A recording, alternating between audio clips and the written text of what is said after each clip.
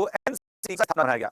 वैसे अगर हम लोग एनसीईआरटी की बात की जाए तो भारत सरकार ने ही इसकी स्थापना की है, कोई अलग से इसके लिए मतलब कि बोर्ड वोर्ड नहीं बना था। 1 सितंबर 1961 में इसकी स्थापना हुई थी। और अगर वहां से जोड़ दो तो इसका आपके क्या 65वां स्थापना दिवस मनाया गया है। इस अवसर पे 2-3 नई चीजें भी, जैसे बाल वाटिका लॉन्च किया गया। बाल वाटिका क्या है सर? बाल वाटिका 3 से लेकर 6 वर्ष तक के बच्चों के लिए ऑडियो विजुअल पढ़ाई को कैसे अच्छा बनाया जाए वो है। बाल वाटिका 3 से लेकर 6 वर्ष आयु तक के बच्चों के लिए ऑडियो और वीडियो के जरिए कैसे पढ़ाई को इंटरेक्टिव बनाया जाए, ये भी इस बार लॉन्च किया गया। साथ ही साथ इसी अवसर पे एक दीक्षा 2.0 भी लॉन्च किया गया। ये क्या है सर? ये डिजिटल लर्निंग प्लेटफॉर्म है। ये सब याद रखना, ये काम आता है। ये डिजिटल लर्निंग प्लेटफॉर्म, ठीक है ना, ये डिजिटल लर्निंग प्लेटफॉर्म है। और साथ ही साथ एक लॉन्च किया गया प्रशस्त 2.0। प्रशस्त 2.0 ये क्या है सर? प्रशस्त 2.0 ये दिव्यांग लोगों की पहचान करके उनको पढ़ाई करने में मदद करने के लिए है।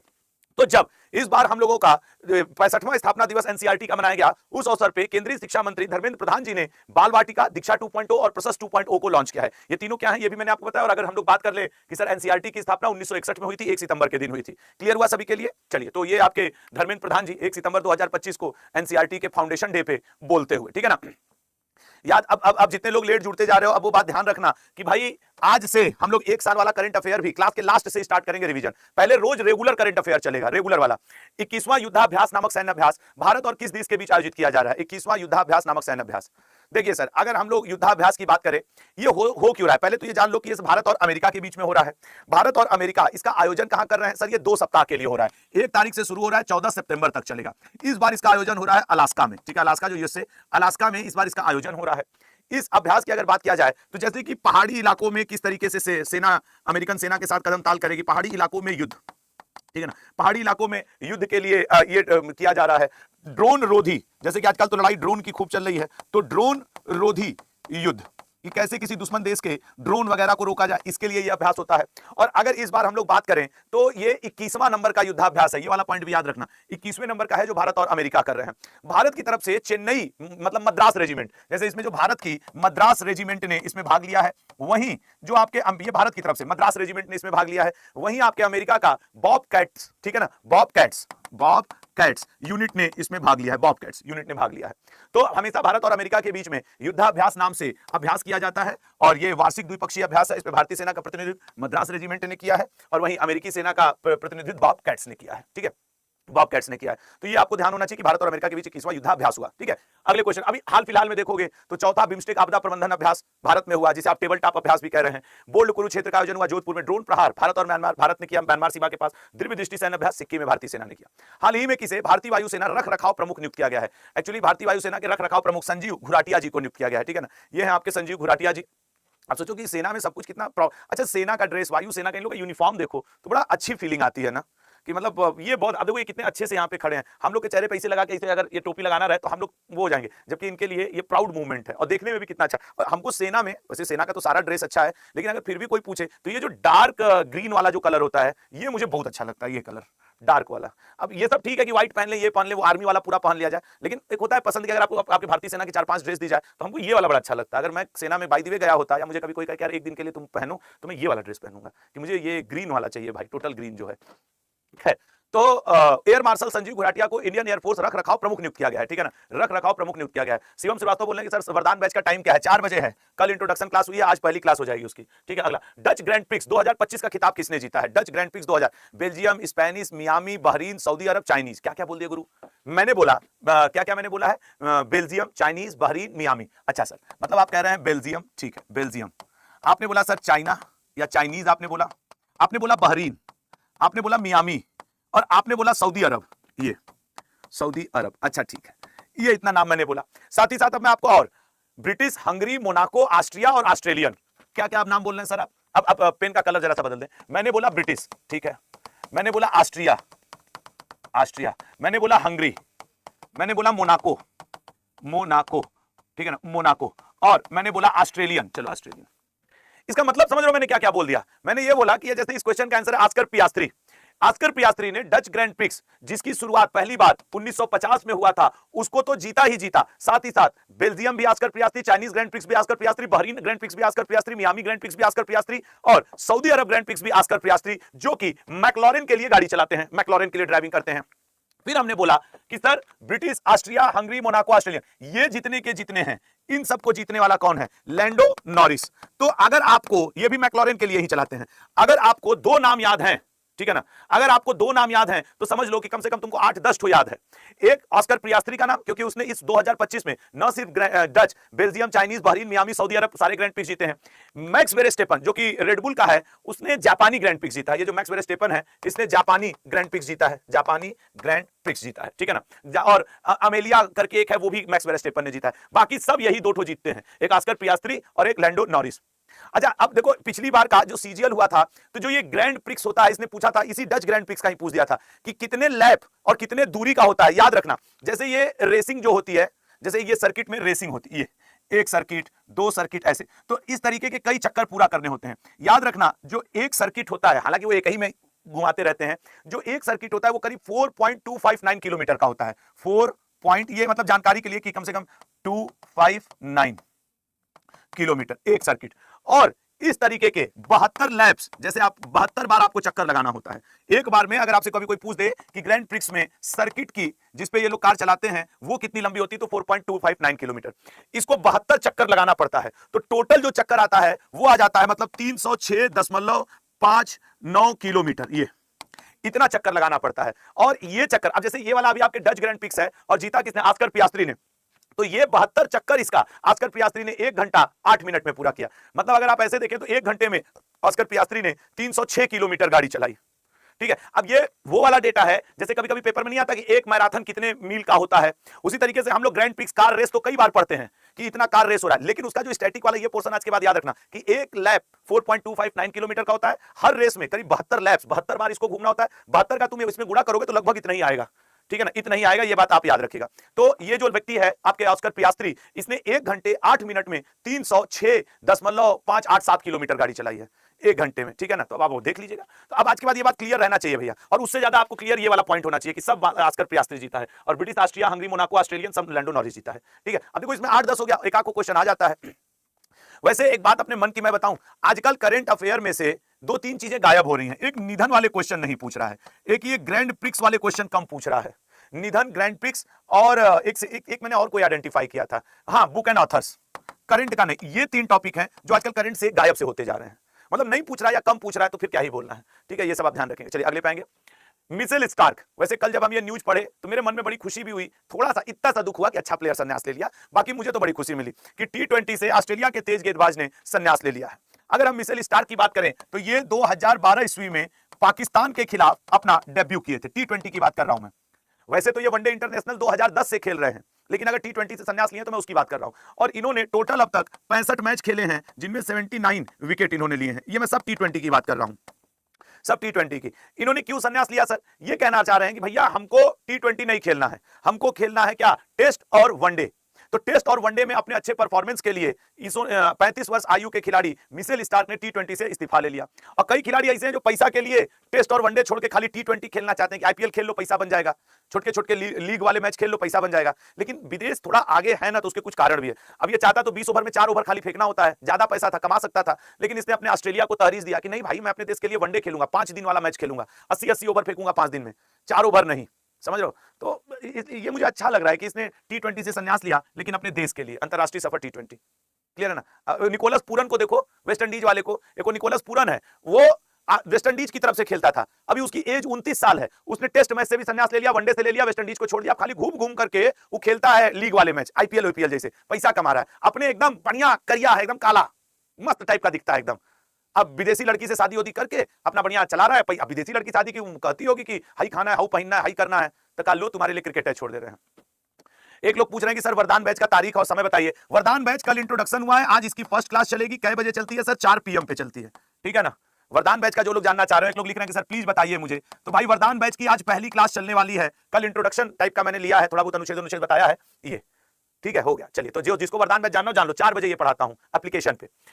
हाल ही में भारत का 29वां लेखा महानियंत्रक किसे नियुक्त किया गया? देखो एक चीज जरा समझना, लेखा महानियंत्रक मतलब ये है CAG, ठीक है ना, एक होता है CGA, तो क्षमा करिएगा, ये है CGA, पहले तो ये जानो CGA, ये कैग नहीं है, कई लोग आर्टिकल 148 वाला कंट्रोलर एंड ऑडिटर जनरल वाला समझ लेते हैं कैग, नहीं, ये कैग नहीं है, ये सीजीए है। ये क्या करता है, सबसे पहली बात जानो, ये एक संवैधानिक निकाय नहीं है, ठीक है ना, पॉइंट नंबर 1, ये एक संवैधानिक निकाय नहीं है, जबकि कैग संवैधानिक निकाय है। जो आपका सीएजी होता है कैग, ये आर्टिकल 148 के अंतर्गत आता है, ये संवैधानिक निकाय है, ठीक है ना।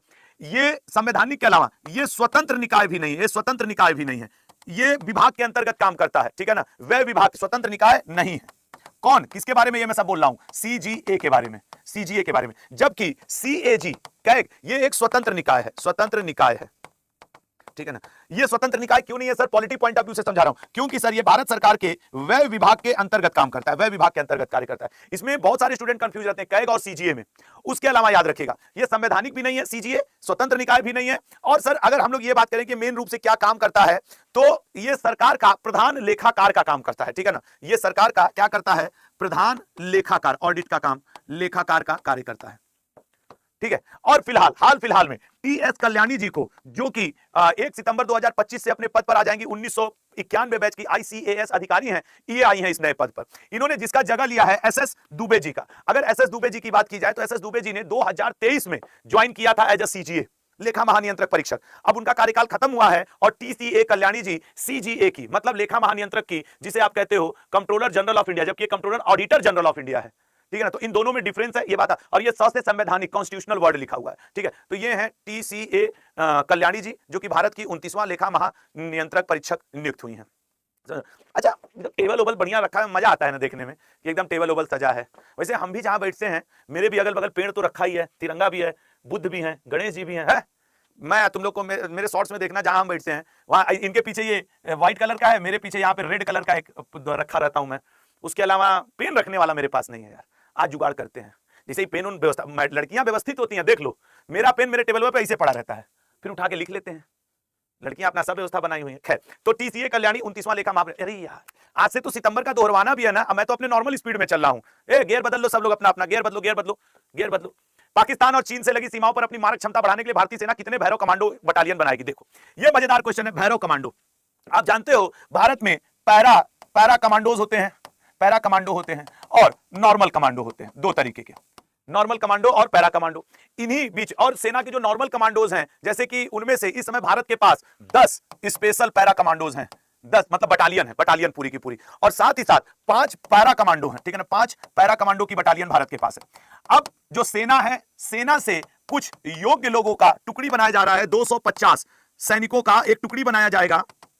इनको नवंबर तक ट्रेनिंग दी जाएगी, नवंबर तक ट्रेनिंग दी जाएगी, और ऐसे 250 के 5 बटालियन बनाया जाएगा, जिनको की पैरा कमांडो के बराबर की ट्रेनिंग दी जाएगी। 5 बटालियन बनाया जाएगा, हर बटालियन में 250 सैनिक होंगे। नवंबर में इनकी ट्रेनिंग कंप्लीट हो जाएगी, और फिर क्या किया जाएगा, इनको भारत और पाकिस्तान, भारत और चीन के बाउंड्री पे इन्हें अब लगाया जाएगा बीएसएफ के साथ साथ, समझ रहे हो। तो ये स्पेशल ट्रेनिंग दी जाएगी अभी 3 महीने की इनकी, मतलब सेना में से जो बहुत फुर्तीले, बहुत योग्य टाइप के, तो सभी में योग्यता होती है, लेकिन कुछ ऐसे होंगे जो एक्स्ट्रा फुर्तीले होंगे, एक्स्ट्रा बॉडी होगा, तो मजबूत होंगे, उनको इस तरीके के भैरव कमांडो। तो ये नया नया पहलगाम अटैक से सीख लेते हुए भारत सरकार ने यह निर्णय लिया है कि भाई हम मतलब भैरव बटालियन की स्थापना करने जा रहे हैं, और इसमें 5 इकाइयां होंगी। 31 अक्टूबर तक काम खत्म करके नवंबर में हम इनको पदस्थ कर देंगे, और अपने सेना के अंदर से ही हम इन्हें चूज करेंगे। तो भैरव बटालियन समझ में आ गई, 5 बनेगी, हर बटालियन में 250 होंगे, पैरा कमांडो और कमांडो के बीच की वो कड़ी होंगे, और पूरा उसी तरीके की उनकी ट्रेनिंग होगी, ठीक है ना। और इनको विशेष रूप से इसलिए बनाया जा रहा है कि तेजी से हमला करने के लिए, कि अगर कोई देश हमारे देश की सीमाओं पर, हमारे देश पर हमला करने की कोशिश करे तो भैरव बटालियन खड़ी हो जाए, ठीक है ना। चलिए अगले पॉइंट पर आते हैं। तो भैरव बटालियन समझ में आ गया लल्ला सभी को? हाँ, क्लास लाइव देखो, एक लोग लिख रहे हैं कि बीएमपी नंदन सर, मैंने वरदान बैच लिया है, क्लास लाइव नहीं चल रहा, पीटेंगे से हो जाओगे, तुम लोग खोज पाओगे नहीं, खाली मोबाइल पे इंस्टा चलाना जानते हो ससुर। तुम वो देखो, एप्लीकेशन पे जाना, देखना आज मेरी 4 बजे क्लास होगी। कल मैंने इंट्रोडक्शन भी लिया है 4 बजे, अगलाए रहते हो। बैडमिंटन विश्व कप, भाई भारत में अगर बात करें तो ये 17 साल बाद वापसी कर रहा है। 17 साल बाद कैसे सर? एक्चुअली 2009 में एक बार ये भारत में हो चुका है, 2009 में। उसके बाद 17 साल बीत गए, आप 2009 से देख लो, 17 साल बीत गए। अब ये दोबारा होने जा रहा बैडमिंटन वर्ल्ड कप नई दिल्ली में। भारत बैडमिंटन चैंपियनशिप में लगातार 2011 से एक पदक जीतते आ रहा है, लगातार 2011 से पदक विजेता है भारत। कभी भी ऐसा नहीं हुआ कि भारत बैडमिंटन में पदक न जीत के आया हो। तो 17 साल के बाद नई दिल्ली में फिर से बैडमिंटन विश्व चैंपियनशिप का आयोजन किया जा रहा है, और जब 2009 में हुआ था तो हैदराबाद में गोचीबली स्टेडियम जो है, जो कि अभी मोरों की आवाज के कारण ही पेड़ में कट रहे थे मोर, 4-6 महीने पहले वो चर्चा में था ये कि यार ये गोचीबली स्टेडियम जंगल को काटा जा रहा है, तो उसी में हुआ था। तब ये 2009 में कहां हुआ था सर? ये हैदराबाद में हुआ था। और अब जब होगा तब हम लोग देखेंगे कि इसमें कौन कितना कैसे जीतता है। बैडमिंटन वर्ल्ड फेडरेशन, अच्छा एक चीज मजेदार तुमको बताएं, ये जो बैडमिंटन वर्ल्ड फेडरेशन है, बैडमिंटन वर्ल्ड फेडरेशन 1977 से इसका आयोजन कर रहा है, बैडमिंटन विश्व चैंपियनशिप का। लेकिन 1983 तक ये 3 साल पे होता था कि नहीं 3 साल पे एक बार होगा। फिर सन 2005, हटो जी तुम, सन 2005 तक ये हुआ कि नहीं अब हर 2 साल पे एक बार होगा, सन 2005 तक। फिर 2005 के बाद हुआ नहीं अब बैडमिंटन विश्व कप प्रति वर्ष होगा। तो अगर बैडमिंटन वर्ल्ड फेडरेशन की बात करें, 1977 से बैडमिंटन का वर्ल्ड कप हो रहा है। पहले हर 3 साल में होता था, तो 1983 तक 2 ही बार हुआ। फिर 1983 के बाद निर्णय लिया गया कि हर 2 साल में एक बार विश्व कप होगा, वो हो गया, अब प्रतिवर्ष हो रहा है। और अगर वर्तमान में चैंपियन की बात करें तो अपना पड़ोसी देश चाइना का सीयू की 2025 का चैंपियन कौन है बैडमिंटन मेल में? सीयू की, ठीक है ना। और अकाने यामागामी, ई का बोल दिया गुरु, अकाने यामागामी, वो फीमेल में चैंपियन है जापान की, अकाने यामागामी। ये फीमेल में चैंपियन है, ये मेल में चैंपियन है, दोनों 2025 के। क्योंकि ये भी तो पूछ सकता है कि विश्व बैडमिंटन का विश्व विजेता इस समय कौन है, तो सीयूकी जापान का, मेल चाइना का सीयूकी, और महिला में अकाने यामागामी, और ये किस देश की है? जापान की है, ठीक है ना। फीमेल में ये चैंपियन है। तो सभी को आई होप एक बार दोहरा गया होगा। तो भैया आप दिल्ली में होगा अगस्त 2026 में धुआंधार बैडमिंटन वर्ल्ड फेडरेशन, ठीक है ना। अब आप इसको ध्यान रखेंगे। बल्कि एशिया में भी 2017 के बाद हुआ नहीं, 7-8 साल के बाद वापसी हो रहा है। लास्ट टाइम एशिया में बैडमिंटन वर्ल्ड फेडरेशन हुआ था 2017 में चाइना में। भारत में तो 2009 में हुआ था। भारत की बात छोड़, पूरे एशिया में भी देखोगे तो 8 साल बाद वापसी कर रहा है ये। अगले पॉइंट पे आएंगे। अच्छा, आपके पेपर में एक क्वेश्चन जो आप लोग अक्सर गलत करके आते हो, वो यही वाला सेक्शन होता है, आगामी खेल प्रतियोगिताएं। मैं अपने वरदान बैच में ये भी कवर करूंगा, आगामी खेल प्रतियोगिताएं और स्टैटिक वाला पोर्शन। ब्रिटिश संग्रहालय कै बजिया भाई? अरे ब्रिटिश संग्रहालय किस राज्य को 2027 में 16वीं शताब्दी का वृंदावन वस्तु उधार देगा? अंग्रेज में इतने नालायक थे ससुरे, अब भारत वाले वही समझ नहीं पा रहे इस बात को। अब देखो, ये वृंदावन वस्त्र एक्चुअली 16वीं शताब्दी में एक बहुत बड़े महान व्यक्तित्व हुए, श्रीमंत जी, ठीक है ना। उन्होंने अपने हाथ से एक वस्त्र को डिजाइन किया, वृंदावन वस्त्र इसको कहा जाता है। अंग्रेज जब भारत को गुलाम बनाए 16वीं शताब्दी में, उसके बाद ये उठा ले गए इंग्लैंड। आज असम सरकार, हिमंत बिस्वा शर्मा, इंग्लैंड गवर्नमेंट से रिक्वेस्ट कर रही है कि हम आपसे कह रहे हैं भैया हमको ये 10 दिन के लिए उधार दे दो, हम अपने देश के नागरिकों को दिखा तो दे कि देखो ये श्रीमंत जी ने बनाया है, ठीक है ना। कि हम 2027 में प्रदर्शनी करने जा रहे हैं, तो 16वीं शताब्दी का श्रीमंत शंकर देव जी द्वारा ये बनाया गया है, वो हमको दिखाना है, ठीक है ना। तो 18 महीने के लिए उधार देने को इंग्लैंड राजी हुआ है। सोचो, भारत की चीज है, अब भारत को उधार मिलेगा, बस लूट के ले गए, ले जाके इंग्लैंड में रख दिए। तो ये श्रीमंत शंकर देव बहुत बड़े संत हुआ करते थे, वैष्णव संत, उन्हीं के द्वारा ये वस्त्र बनाया गया। अच्छा, इंग्लैंड वाले सोचो उस समय भी कितने तेज थे, ससुरे कपड़ा उठा ले गए, और आज उस कपड़े के लिए तुमको लग नहीं रहा कि 18 महीने के लिए पेमेंट लेगा इंग्लैंड वाला कि लो अपने बाप दादा का कपड़ा दिखा दो, इसके लिए हम तुमसे पेमेंट लेंगे।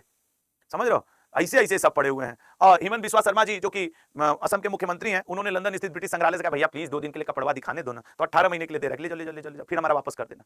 अभी उनका हो गया बस, ठीक है। तो ये अब आप इस क्वेश्चन को समझ गए होंगे कि इस क्वेश्चन में है क्या। अगले पे आ जाओ। अरे देखो, ये सब अफवाहों के चक्कर में ना पड़ो, जितने लोग कह रहे हो एमटीएस 20 सितंबर को मान करके चलो, जब तक कि कोई ऑफिशियल न्यूज ना आ जाए। और इसी को ध्यान में रख के इस संडे को, चाहे आपका सीजीएल हो, सीएचएसएल हो, यूपीएसआई हो, 7 बजे मैं मैराथन क्लास लूंगा। इस संडे मतलब 7 तारीख हो जाएगा ना, 7 सितंबर, ठीक है ना। तो ये सब मत करो ससुर, मतलब मेरे भाई ये बताओ, 10-20 दिन अगर बाई दी एग्जाम का डेट टल जाए, तो तुम क्या उस 10 दिन का वेट कर रहे हो कि जब एमटीएस 20 तारीख से अगर अगले महीने में चला जाए, 10 दिन टल के अक्टूबर में आ जाए, गजब मजा आएगा। अरे भगवान से प्रार्थना करो कि सब एग्जाम टाइम पे हो, सब वैकेंसी टाइम पे आवे। पता नहीं, हम देखते हैं लोग वीडियो भी बना रहे हैं, क्या एमटीएस टलेगा, क्या सीजीएल टलेगा, क्या। अरे कुछ नहीं, तुमको तो ये सोचना चाहिए कि अधिक से अधिक 30 दिन है तुम्हारे पास, चाहे पढ़ो। और जो लड़के लड़कियां सीरियस होते हैं ना, वो मन ही मन खुश होते रहे होंगे कि यही सब ससुरे उसी में फंसे रहे, हम लोग को पढ़ने दो। इसलिए 3 तूफान में मत वो करना, ठीक है ना। नहीं, अब देखो, मैं तो मैराथन से बहुत, मैं मैराथन नहीं ले पाता यार, मेरे यहाँ पेट में थोड़ी प्रॉब्लम है, लेकिन मैं इस संडे में ही मैराथन ले रहा हूँ, ठीक है। एक क्योंकि मुझे पता है जीएस अथाह सागर है, जैसे एक लड़का लिखा कि सर वो संडे को इंग्लिश की मैराथन होती है, इस बार मैं ले रहा हूँ, फिर सर भी अगली बार ले लेंगे, ठीक है। 1 सितंबर 2025 को इंडिया पोस्ट पेमेंट बैंक ने अपना कौन सा स्थापना दिवस मनाया? नहीं कहो तो हम मैराथन न लें, हम आराम करें। जैसे एक लड़का लिख रहा है कि सर इंग्लिश का मैराथन है सर, नहीं, इस बार 7 तारीख को 7 बजे मेरी जीएस की मैं, और अगर मतलब अगर आप चाहते हो कि मैं ना लूं तो मेरे को तो और आराम हो जाएगा। मैं जीएस के मैराथन में history, polity, geography, static GK, current affair, economics और साइंस, इन सारे सब्जेक्ट का 4 से 6 घंटे में मोस्ट इंपॉर्टेंट क्वेश्चंस आपके साथ रिवाइज करवाऊंगा टॉपिक वाइज। तो आप देख लो, अगर आपको लग रहा हो तो मुझे बस आदेश कर दो, गुरु आप जाने दो, तो हमारा क्या, हम तो जाके 1 घंटा पढ़ा के सोएंगे फिर, ठीक है। तो कितने लोग इस पक्ष में हो कि मुझे मैराथन लेना चाहिए, वो S7 लिखो कि संडे को 7 बजे, कि नहीं सर आप लीजिए, क्योंकि यूपीएसआई हो, सीजीएल हो, सीएचएसएल हो, सब में जीएस आना है। वो S7 लिखो कि नहीं सर इस संडे आप तो रहिए। 1 सितंबर 2025 को देखो बैंकिंग के क्वेश्चन हम लोग से ज्यादा आते नहीं। इंडिया पोस्ट पेमेंट बैंक का 8वां स्थापना दिवस मनाया गया है, ठीक है ना, 8वां स्थापना दिवस मनाया गया है।